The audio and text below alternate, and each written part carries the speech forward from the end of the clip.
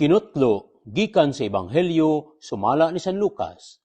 Si Jesus mingon, sultian ko kamo, nga bisan kinsay magsugid atubangan sa katawhan nga siya akua. Mausab kini, ang buhaton ngadto kaniya sa anak sa tao, atubangan sa mga anghel sa Dios.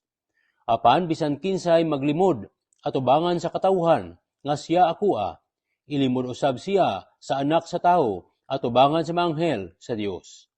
Bisan kinsay magsultig dautan, batok sa anak sa tao, pasayloon.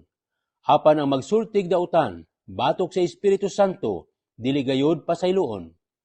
Kung ikiha kamo nila didto sa mga sinagoga o atubangan sa mga gobernador o mga pangulo, ayaw kamo kaguol kung unsaon ninyo pagpangatarungan o unsay inyong isulti.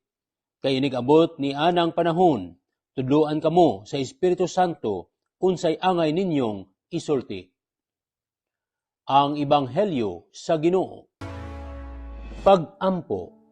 Imong gipamulong sa imong tinun-an ang angay o kabililhon sa pag-ila kanimo ug ang pagsalig sa Espiritu Santo, ilabi na kung naa sa mga pagsulay. Pahinumdumi kami o Ginoo nga ang among relasyon o pagtuo kanimo dili angay taguan o ipabilin nga pribado, kay kini angay jud nga ipadayag sa tanan. Tudloy kami sa adlaw-adlaw nga gibuhaton, nga dili angay namo ikaulaw ang among pagtuo o pag-ila kanimo, nga andam o komportable kami nga ipadayag o ipahibalo ka sa tanan, nga ikaw ang among Dios o manluluwas. Kay kung wala ikaw, wala kami mahimo.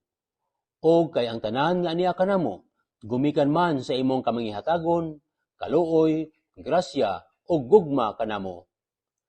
Amen. Salamat sa pagpaminaw sa Ebanghelyo o pag-apil sa mga pag-ampo alang karong adlaw.